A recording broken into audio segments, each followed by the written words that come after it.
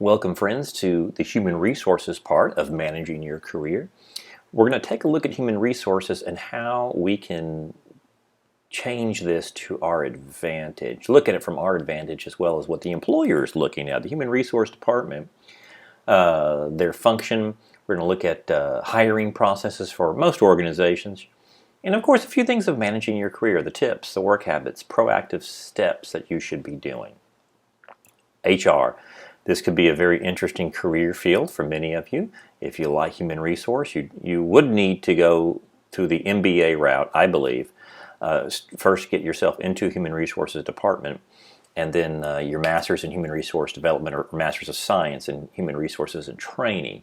For your long-term professional positions, what we do in these areas is planning for the staffing needs, recruiting, and the hiring process, training development, appraisals, compensation, and of course, looking into the future, the changes in employment status. Right now, human resource executives and all sorts of line employees are having a very difficult time because we are in the great resignation years of this decade of 2020 so far, and people are just fed up and want different things out of a job, and they're forgetting any safety nets they have and just leaving. So we're going to look at that too. When and how should you leave your organization? So when you plan for a company staffing needs, maybe you have been a part of this. Human resources professionals will do job analysis, and that is, again, what's the purpose of the job? What are the tasks? What qualifications and skills would you need? What type of job setting does it take place? And so we do some in-depth analysis of what a job would be for an organization, certainly if it's a new job coming on, but we also just look at current jobs, how are they changing in today's environment, and then we write down out that job description, that is summarizing the task and how you're going to work, and then you get those job specifications. The description is kind of general, specification is exactly the skills, education, and experience that the job requires. So with that, we can start recruiting employees, all right? Many areas, internal searches, hopefully, if you work for a company that promotes from within, that's great. Newspaper. I guess somebody reads a newspaper, I don't know who does, but you may still look at some of that. But of course, definitely online. I believe college career services, many students do not realize we have a really good career services office that I think you should take advantage of. Again, it's there for you, resume building and job interview techniques, and we've got some pretty good job searches there too. They can help you find and get you on the right track. And of course, your network, my friends, your network. I believe that, if I go back real quick here, your LinkedIn page should probably be your main source of job recruitment and looking for things in the future. Again, hopefully you have a good network, you've got your skills, you've been endorsed for your skills, and so you have those algorithms crawling at you and looking at jobs that you might like. So build a network, very strong. All right, so let's look at this from the standpoint of the organization. Stage one, all right, we've got our announcements out there. We've got applications coming in, hundreds of resumes, maybe even 1,000, but probably right now 100 resumes for a professional position. Again, you've got to be qualified, and again, this may be more than likely through online applications also, which you could get from LinkedIn. Again, it'll link you right into the organization's HR site and application site, looking for the keywords there. And so make sure your resume, online, on paper, PDF, whatever, matches the job description. Okay, because we may narrow this down to 20, may go down to 10. These are usually the committees on these hiring processes. And then they make a small number of qualified applicants. And so maybe 5 to 8. I have been on many committees during my career, both in the private and public sector here. And no more than 10 ever make it to your interview stage. Usually it's 5 to 8, and that's where we do a lot of narrowing. So make sure you're using action verbs. They really do help. List experiences. and dress it up. Again, we're not fudging, all right? We're not being not putting down incorrect information. But a lot of you maybe have done things that you don't think are that valuable, but they are. So manage, produce, develop, coordinated. Those are big words in there. Experiences, internships. Yes, those are experience. And sometimes you work full-time on an internship. And so again, make sure you have good recommendation letters. You have those people from your internships, your bosses, and the people you volunteered and work with helping you as well, because they have some keen insights. And again, they may get you into a job situation where that nobody else knows about. So again, make sure you've got that good experience. And right now, my friends, for most any type of a job out there that I'm looking at for a professional coming in, just graduating from college is not going to be enough. You're going to have to say, I have 3 years experience in, again, social media content creation, social media engagement, sales. Sales is a great way to get people to look at you on a resume, because there's not a person out there in the business world that doesn't know how tough sales can be. I mean, it's a beating. And if you can be successful in that, it shows a lot of tenacity and that you get the job done. So again, if you're just listening now and you're trying to figure out what a few things are, again, and those sales could be retail sales. That's a beating. It could be any type of sales, cold calling sales, advertising sales. So whatever you have, make sure it's good, looks good, and you've got the years of experience. So, all right, fantastic. You made it to stage 2. Great. So we're looking at their process and our process. Stage 2 is interview candidates. That's kind of what you're looking at. You're looking at committees that will interview you. And it could be 2, could be 3, could be 10.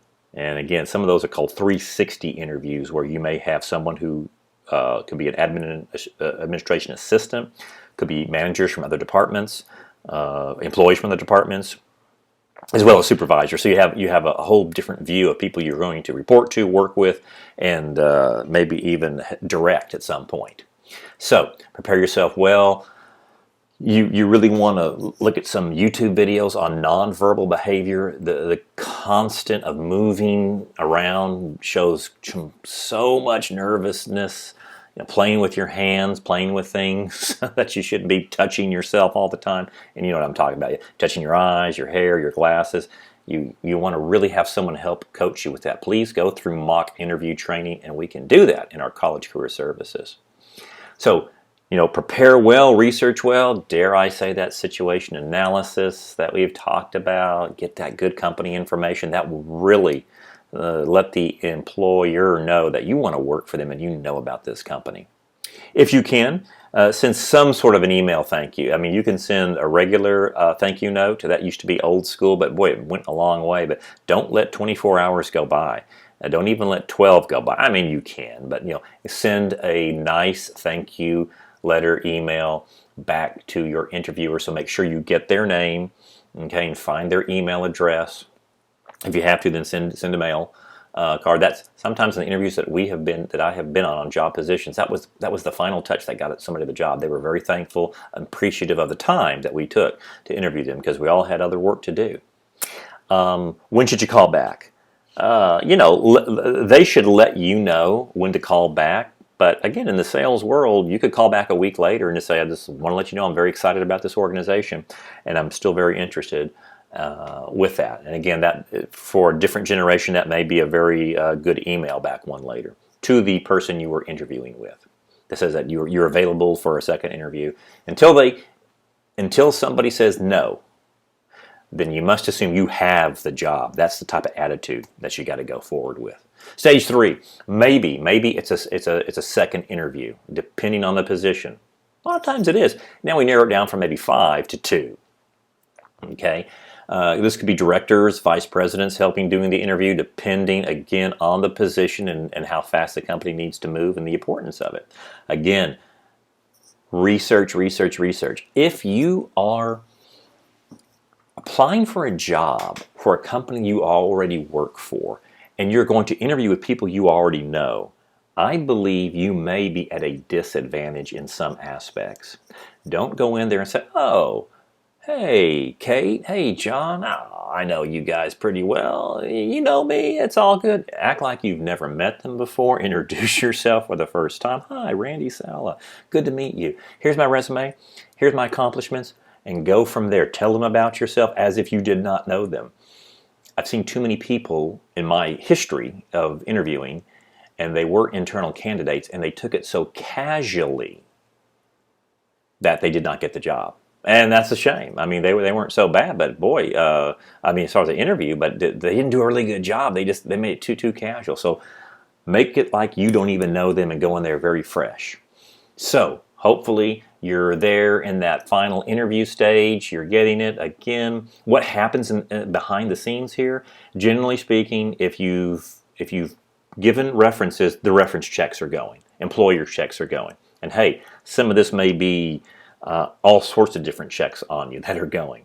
And then the supervisor, obviously, you get that call. They forward it up to a human resource department. Now, if this is a smaller organization, it's going to happen real fast. If it's a large organization, and again, we're tied to funding mechanisms like budgets and approvals for the budget year, be patient. It could go on several weeks, 3 to 4 to 5 weeks, and that's just the way business and run, especially if it's in a nonprofit world.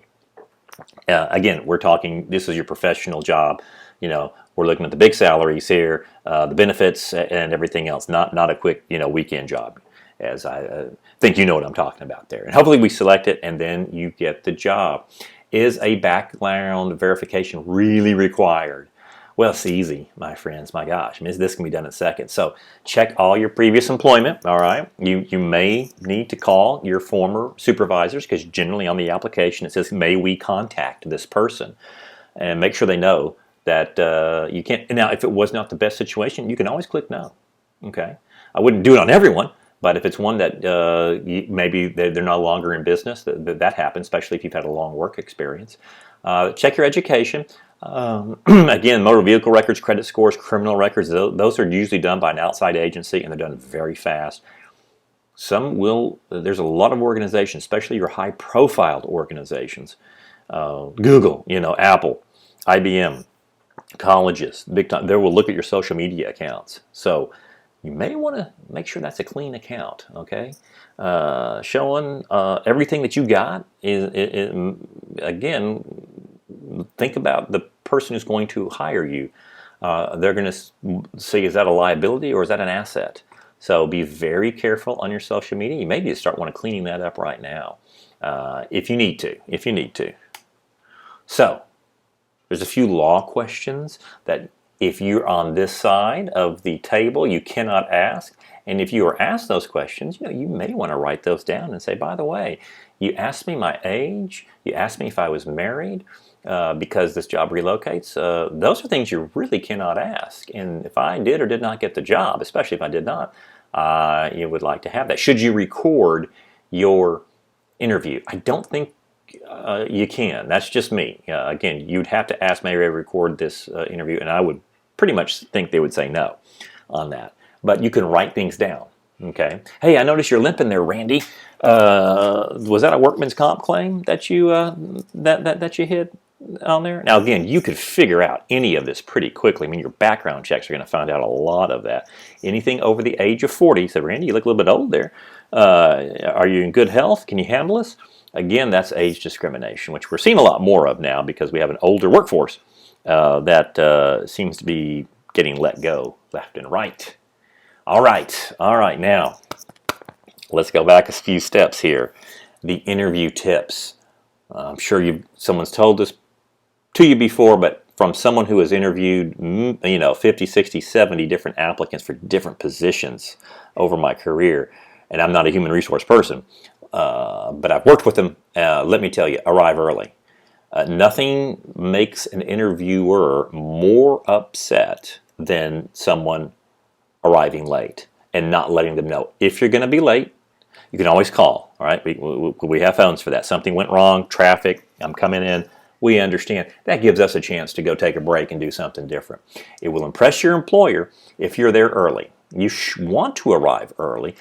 Get in, get to the person. There's usually going to be an admin assistant that you're talking to. at first, and that way you can kind of see the culture of the organization. In fact, you can even go earlier, a week or so before, and just kind of go around the organization and as a customer and say, is this where I want to work? Arriving late is very unprofessional, and believe me, I mean, that's the taste in their mouth. And you better do a bang-up job of interviewing. Be kind to the assistant. 60% of executives will rely on other people that have seen that on new hires when they evaluate, especially for like you say, your first job. They want to see how you're treated. So be very kind. I've seen this work well for people, and I've seen it work not very well for people. So be very kind to everyone, at least the first day, right?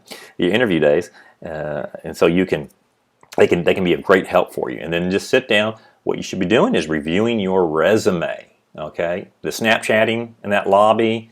Oh man, sending text. Even I know most of you don't use a phone to talk anymore. Most of the Z generation, but again, people figure out what you do if you're nonstop on the phone. It may be more obnoxious to other people. So review that resume. All right, make sure and bring some with you as well. Just bring some and make sure you give them to the people that you're interviewing with. Just so they know, anything else that you may find necessary. But that's what you should be, and look at those questions, that you're about to face. That's what you should be reviewing. That's Hillary Clinton there. I bet she's sending texts as she's on Capitol Hill for inquiry right there, something like that. Plan ahead. All right, that's what we've said is first key to success, first key in management, first key in everything we do in life. Have a plan. Go prepared. Research. All right, get that situation analysis. Research questions that you are going to know you're going to be asked. There's several books out there that are really, really good. And it gives you ways to answer them too. You can go online, Google what are the top 10 questions. All right, bring a list of 5 things that you have accomplished for your last employer. Now, if you are new to this game and you've had mainly academic experience, get the 5 best things you've done in college. Hopefully, one would be the business model that you wrote in this class.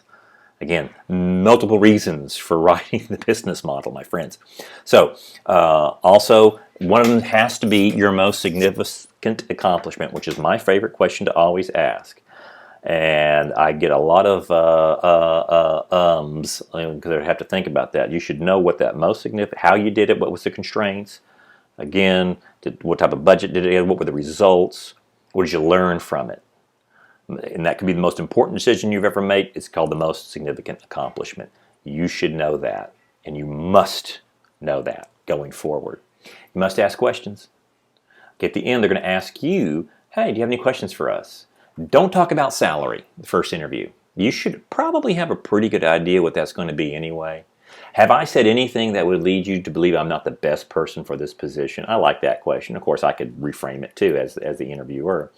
I'd like to leave this interview knowing I've done my absolute best, and you can say, where do I stand in comparison to the other candidates so far? That was an old school question. I don't think anyone will answer that, but you could say, do I need to update? Do I need to add on? Did I answer every question that you needed to your, that you asked to your satisfaction? There's, by law, as an interview committee, if we put down 10 questions for the first person, by law, we are supposed to ask all those same questions. We can't ask 10 new questions. We can't ask 1 new question. I like this one right in here. Here are some questions that I would have asked myself.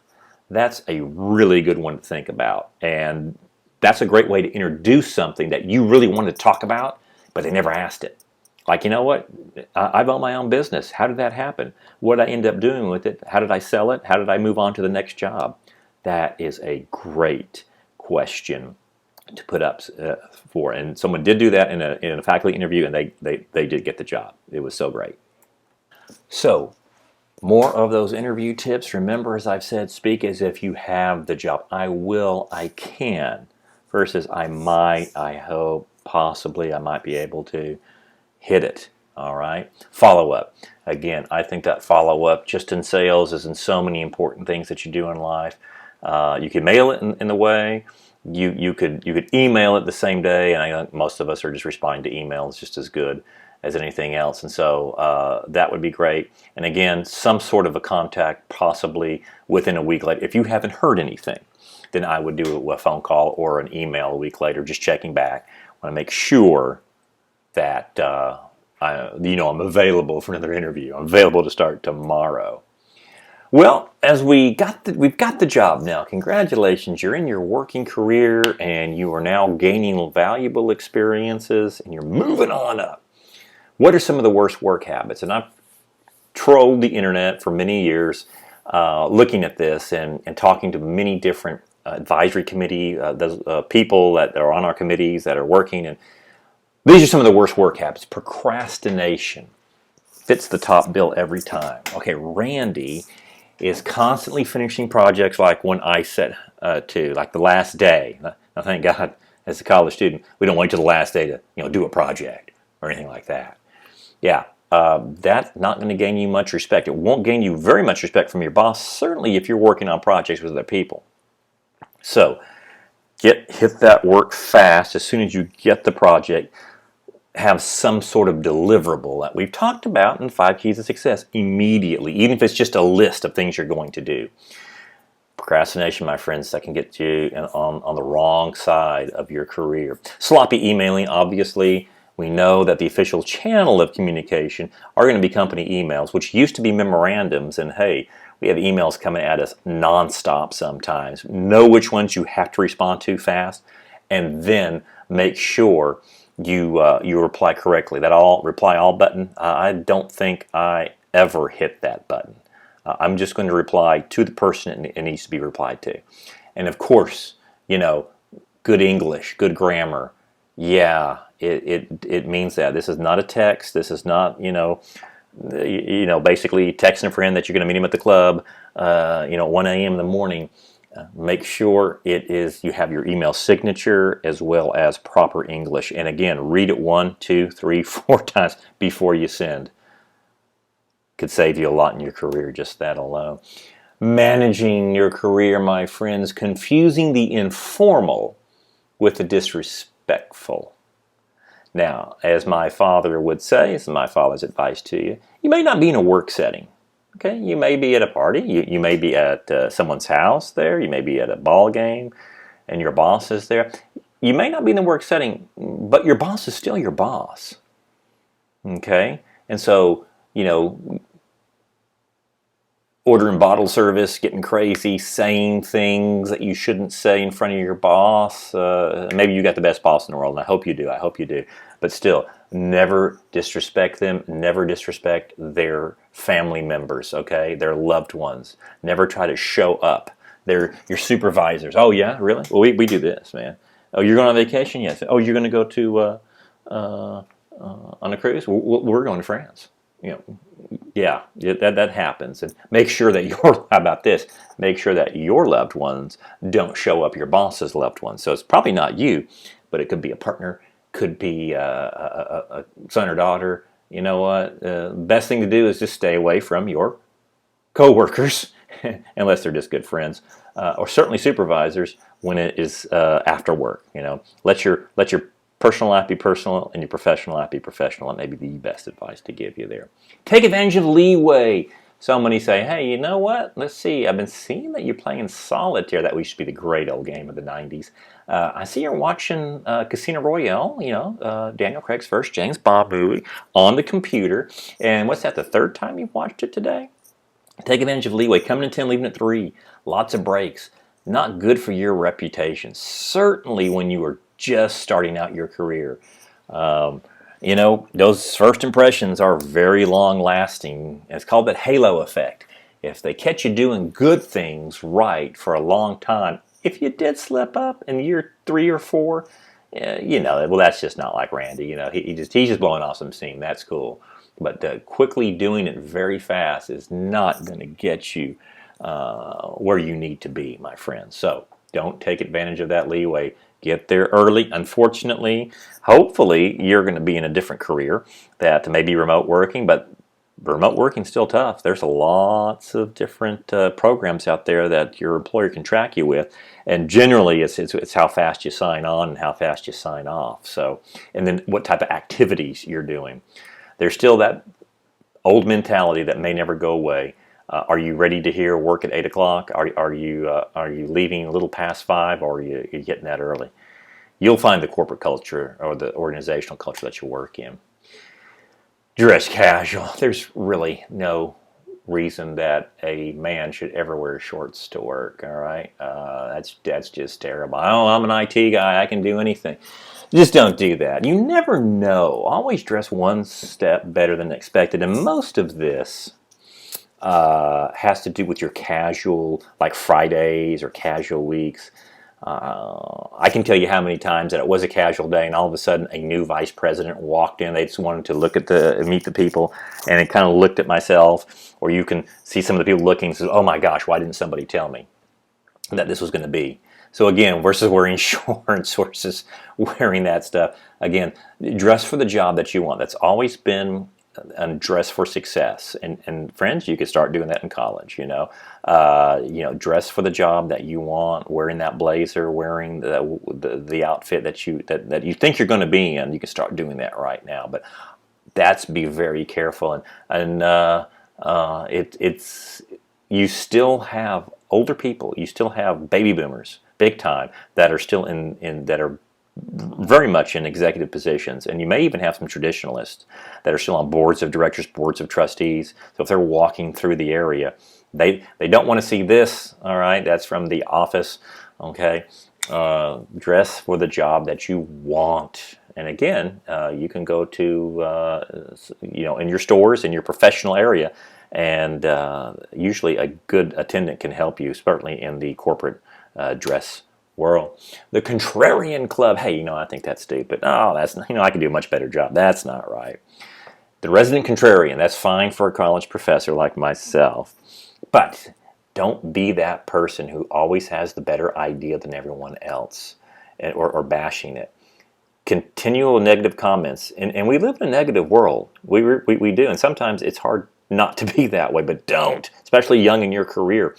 They make you look negative, and then nobody wants Randy on their team, or nobody even wants to kind of be next to Randy. Now, I've tried to help some coworkers with this, new coworkers, and I could never get one or two out of it.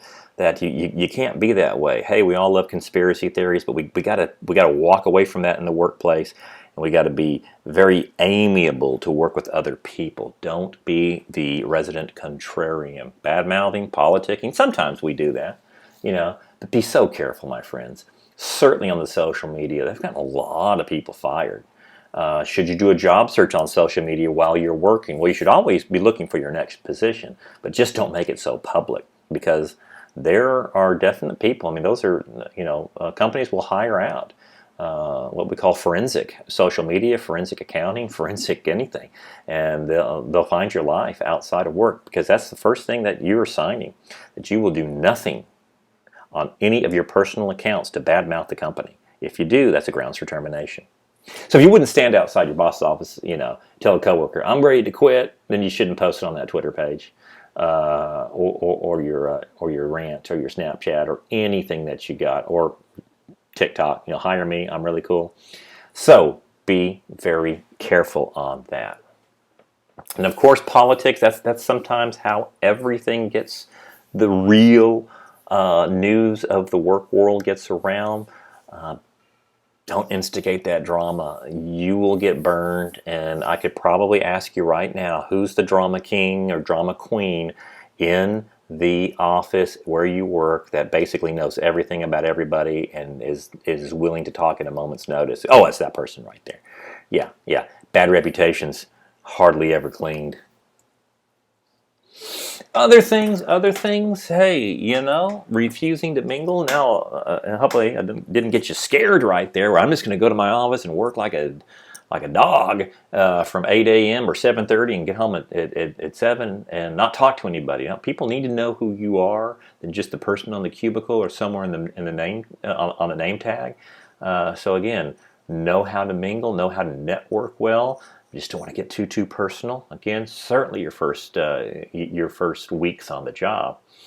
And then missing late meetings. This is probably one that makes the older generation, the baby boomers and up, very upset. Now, maybe you're all going to work for Zsters, all right? Z generation, millennials will all be so cool, and everything is virtual. But even that, in the virtual world, missing meetings, coming in late, speaks volumes that you just don't respect the manager. And of course, texting and cell phones and meetings, depending on what the size of the meeting is. Obviously, if it's a small work group, you really don't want to do that. Hey, we all do it in bigger meetings. We start looking at our phones, looking at our emails, looking at those TikTok videos, and move from there. Don't do that. All right, don't let you be caught that. Certainly in your first years of your career. But missing and going late to meetings gets you pretty much a bad reputation pretty quickly. And we haven't really talked about the virtual world, and we need to, but how many of us have been on Zoom meetings, MS Team meetings, WebExes, and there's stuff all in the background going on. There's dogs running around. It could be family members just walking around in their underwear. I've seen it, and it's crazy. Like, make sure you have a good workspace in your home, in your apartment, in your room that basically has a blank background, and just you are in there and you're looking just as professional as you would inside a meeting. There have been a lot of stuff, and you've seen many people get fired for doing things that are just outlandish on their Zoom meetings. Well, I didn't think anybody was there. Make sure you have the snap cover over your camera where you can quickly open it and say, hello, Randy's here in the meeting, and then immediately turn it off, and make sure your mic is muted when you're not talking, because you've seen it, I've seen it, everything comes through and it comes in too late. You thought you had everything, but again, double, triple, quadruple check all that. I know there are some LinkedIn courses how to do a virtual meeting, and I would advise everyone to Google those up and look at it because they're really good. New opportunities. Hey, I quit. I hate this job. I opened up my own business. Well, that'd be great if you did. It would be great. But be very careful. Never leave a job before you accept a new position. Okay? And we can always ask the reasons why. Of course, you're going to run out of money. You need money. You need different things. And I get that. And all those are correct, why you wouldn't want to quit a job before you have a next job. But here's the biggest reason, I believe.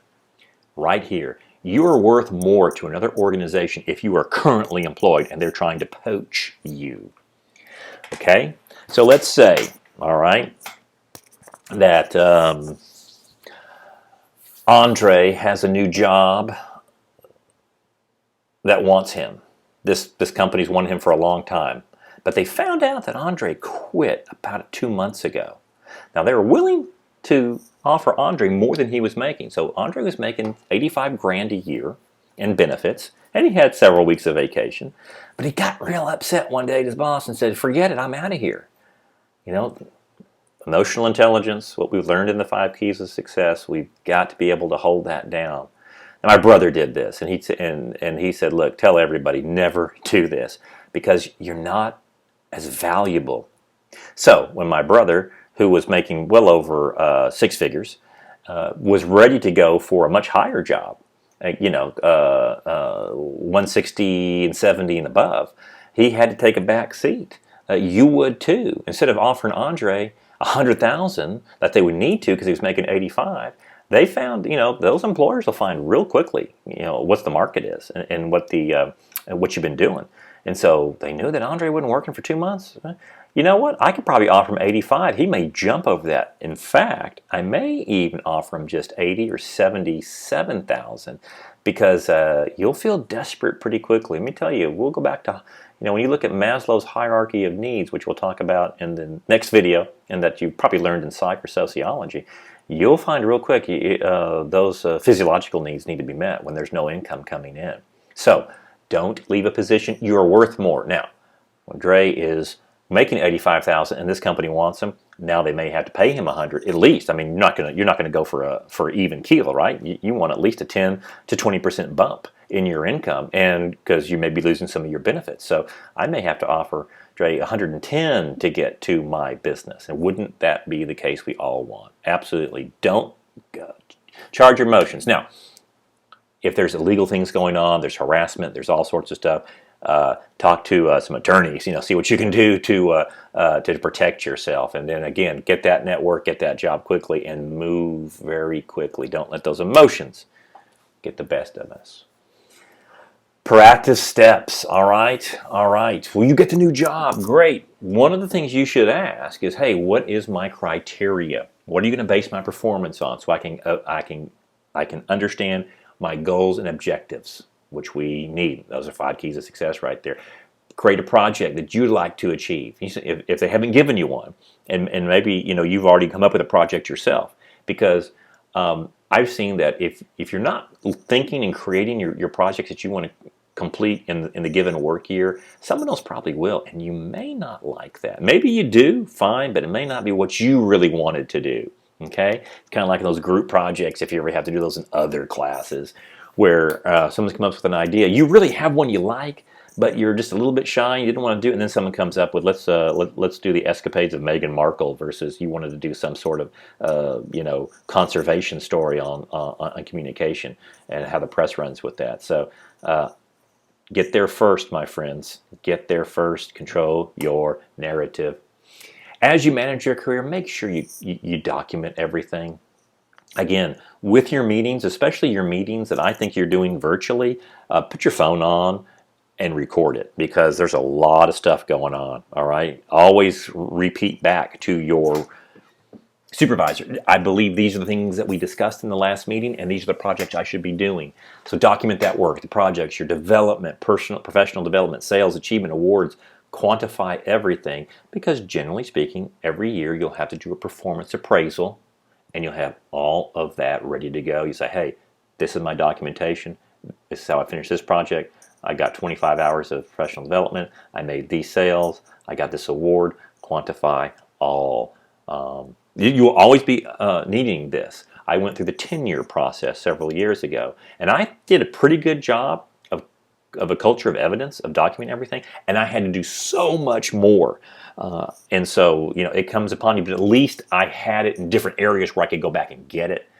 So make sure, my friends, that you use it, that you had it. And that's what got me tenure. If I didn't have that, and some of the professors did not, you had to go back and redocument all the things they did. It's very good. What do you want your career to look like, my friends? Good questions. Spotlight, does work everything to you? Okay. Everybody knows who you are, both the bad and the good? No, that may be your thing. Just have your idea. Maybe you want to fly under the radar, perform that great work without making a lot of noise. And again, you should always think of your professional and your personal life at the same time.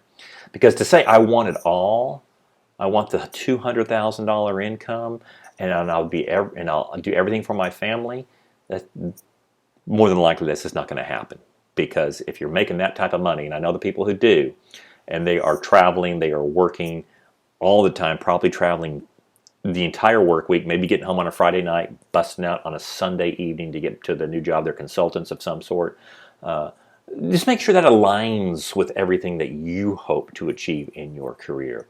And now is the time to write that down. Write out your map.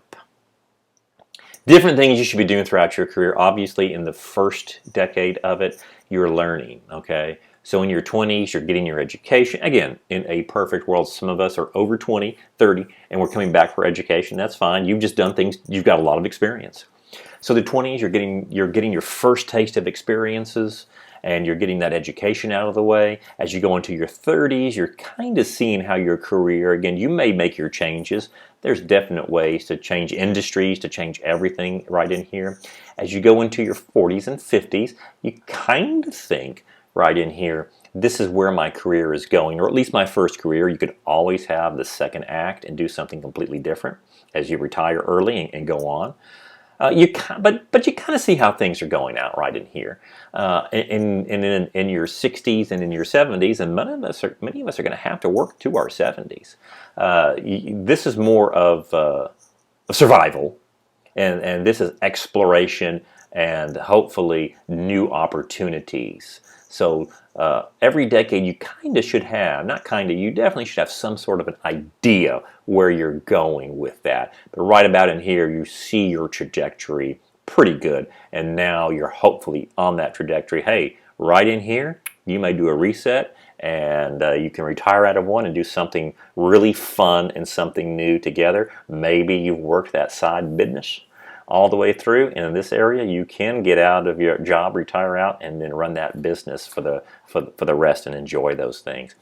What should you be doing? Different areas, and again, a lot of this is readable and Googleable, so to speak, what you should be doing. We just don't want to drift along down the current and then all of a sudden say, wow, gosh, crap, I'm 62 or 65 here. What happened? Well, the current just took me. That's what happened. It will always do that. Building your network, my friends, keeping that digital footprint clean, and learning new ideas. Coursera is fantastic once you have your degree for your professional development. A lot of institutions use this, and there's some great learning, LinkedIn learning as well. Always be learning, my friends, and always get those digital certificates when you can, and increase that and get some new great ideas very fast. Again, you need Python programming, and get it on Coursera. You have to go back to college every time and take the traditional long semesters there. I think this is where education is going. Someday this is where it will be. The disruption will occur to where you can get a lot of different digital certificates, digital badging, and you could be very good for different types of careers when they come along, or different skill sets as you need them. The next video that will close out this unit will be how motivation works, how it works in the workplace for employees, and of course, yourself.